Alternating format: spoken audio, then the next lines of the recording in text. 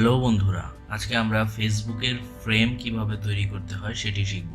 আপনারা মনোযোগ দিয়ে টিউটোরিয়ালটি শেষ পর্যন্ত দেখবেন, তাহলে আপনারাও আপনাদের ফ্রেম আপনাদের ফেসবুক প্রোফাইলে ব্যবহার করতে পারবেন।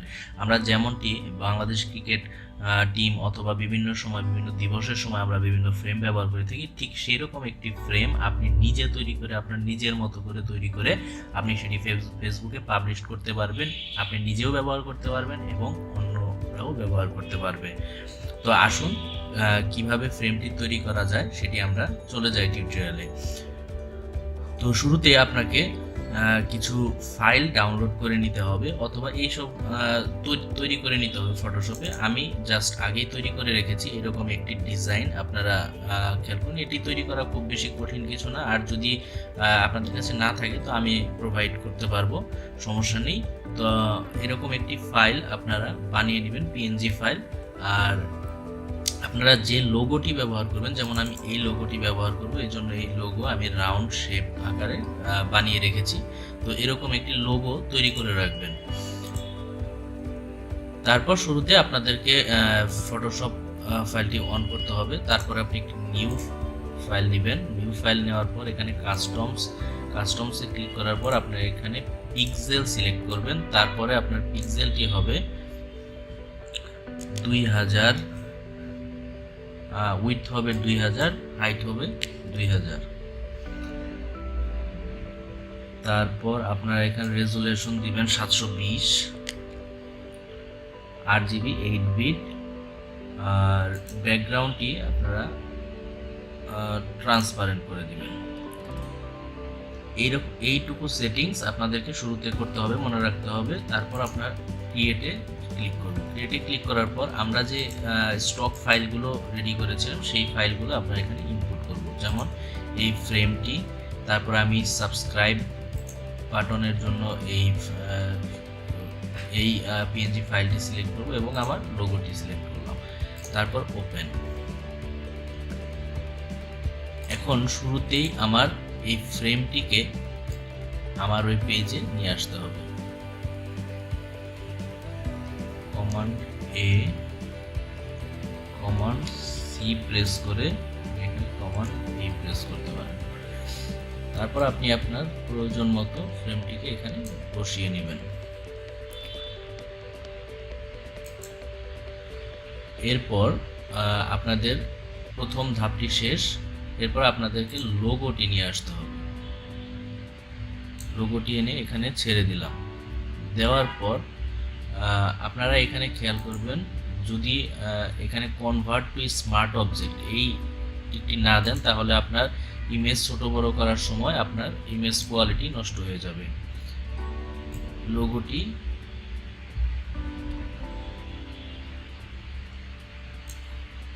আপনারা চাইলে এখানে ছোট বড় করতে পারেন আপনাদের ফ্রেম সাইজ অনুযায়ী।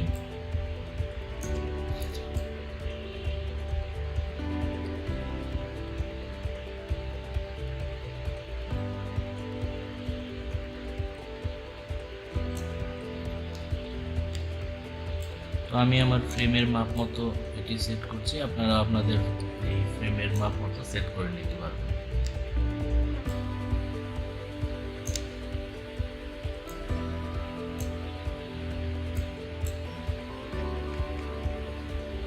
এখন আপনারা চাইলে এটাতে আপনারা ইফেক্ট অ্যাড করতে পারেন। ইফেক্টগুলো কেমন আমি একটু দেখিয়ে দিচ্ছি।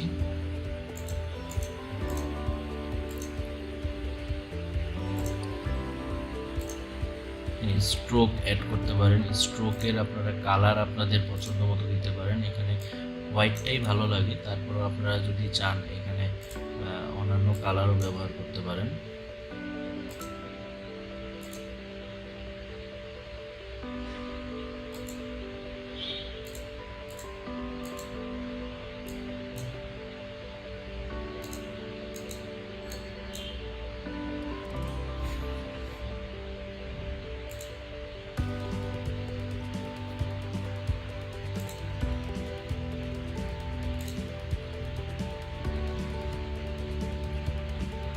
আমার মনে হচ্ছে এটি ভালো লাগছে। আউটার গ্লো বাড়িয়ে দিই।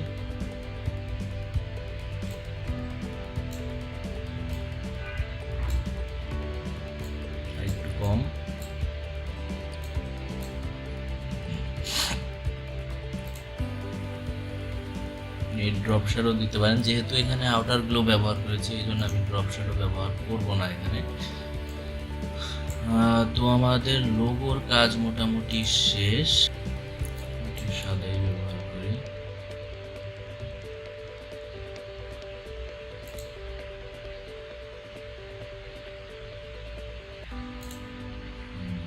হলুদটিও ভালো লাগছে, আমার লোগোর সাথে ম্যাচ করে। আর আমরা যে সাবস্ক্রাইব বাটনটি এনেছিলাম সেটি এখানে ব্যবহার করব। কিন্তু এখানে আমরা দেখতে পাচ্ছি যে সাদা একটি পিছনে ব্যাকগ্রাউন্ড রয়েছে, যেটি আমাদের রিমুভ করতে হবে। এটা কালার এন্ড সিলেক্ট করলে হবে না, এটি আপনাকে সিলেকশন টুল দিয়ে সিলেক্ট করতে হবে। একটু সাইজ ছোট করে নিচ্ছি।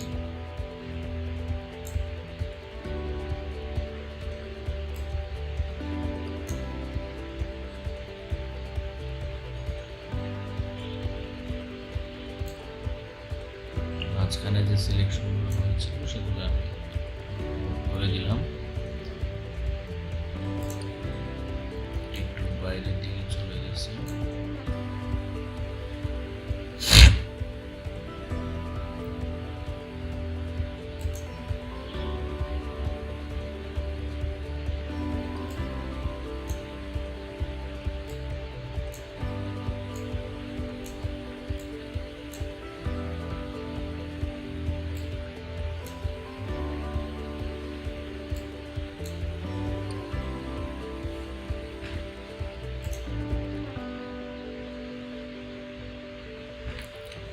এখন আপনি জুম আউট করবেন। জুম আউট করার পর আপনি সিলেক্ট ইনভার্স সিলেকশন করবেন। ইনভার্স সিলেকশন করার পর আপনি ইরেজার টুল দিয়ে আপনি সাদা অংশটুকু মুছে ফেলবেন।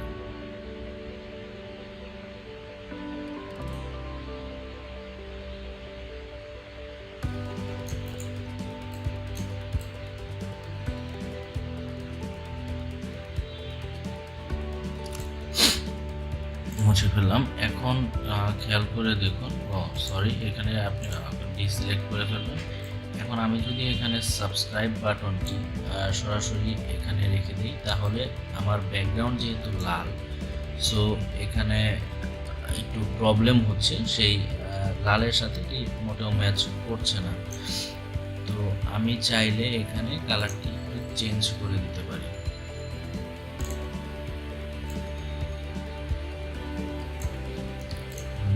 কন্ট্রোলটি ব্যবহার করব।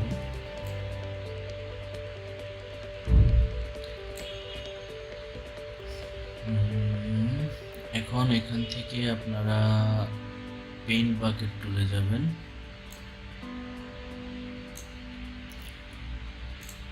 কালার সিলেক্ট করব,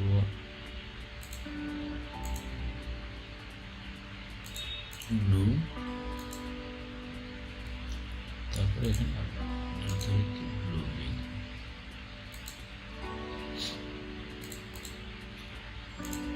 আবার ডিসিলেক্ট,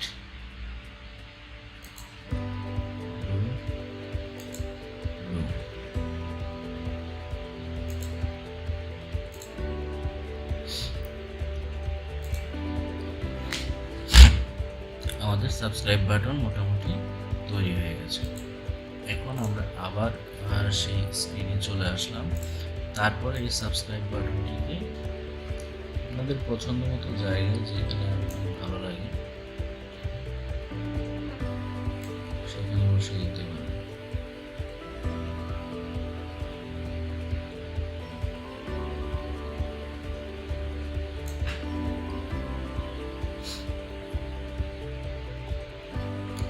এখানে বসিয়ে দিলাম।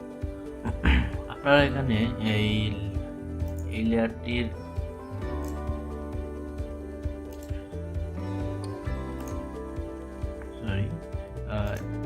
এই লেয়ারটির উপরে আপনারা টাইপ করে দিতে পারেন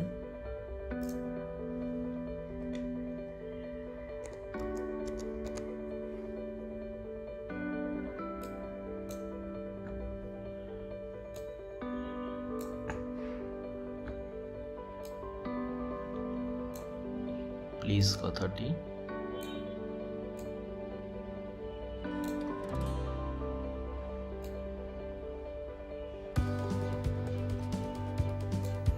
প্লিজ সাবস্ক্রাইব।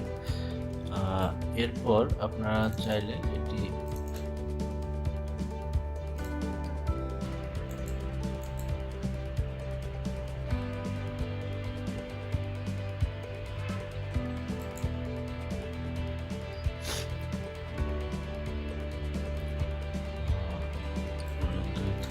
তারপর আমরা যে সাবস্ক্রাইব বাটনটি আছে সেটাতেও আমরা একটা স্ট্রোক দিয়ে দিতে পারি, ড্রপ শ্যাডো দিয়ে দিই। আউটার গ্লো দরকার নেই, আর গ্লো দরকার নেই।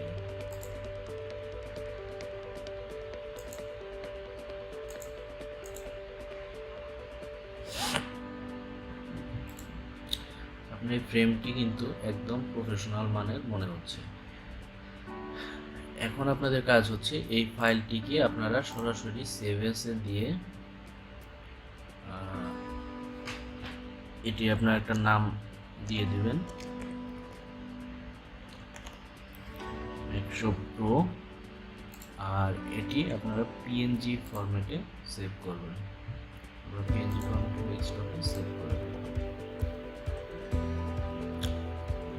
এখন আমাদের ফটোশপের কাজ শেষ। আমরা আমাদের ফ্রেমটি দেখি, আমাদের ফ্রেমটি এমন দেখাচ্ছে। তো এটি এখন আমরা ফেসবুকে আপলোড করব। ফেসবুকে আপলোড করার জন্য একটি নির্দিষ্ট লিঙ্ক রয়েছে,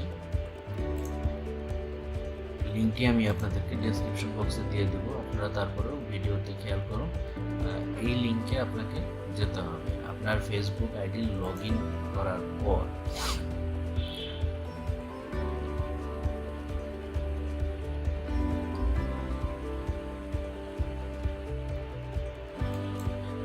এখান থেকে আপনারা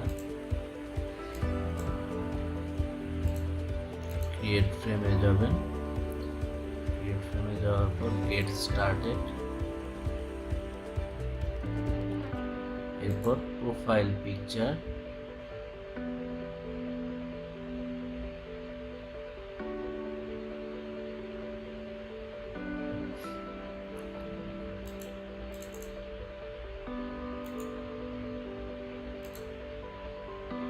এখান থেকে আপনাদের ফ্রেমটি দেখিয়ে দেবেন।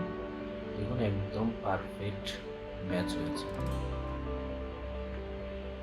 এরপর আমরা নেক্সটে ক্লিক করব। নেক্সটে ক্লিক করার পর একটি নাম দিব আমরা, এখানে আমি দিচ্ছি মেকশপ প্রো।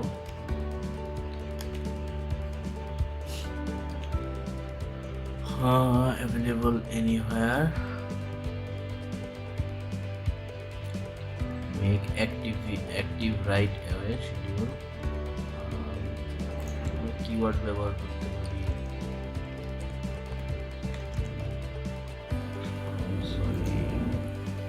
ব্যবহার করতে পারি মেকশপ প্রো।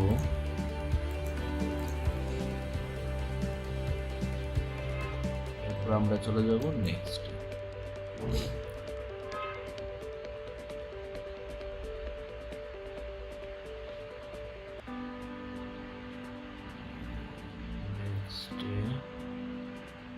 যাওয়ার পর আমরা এটি করে দেব পাবলিশ। ওকে,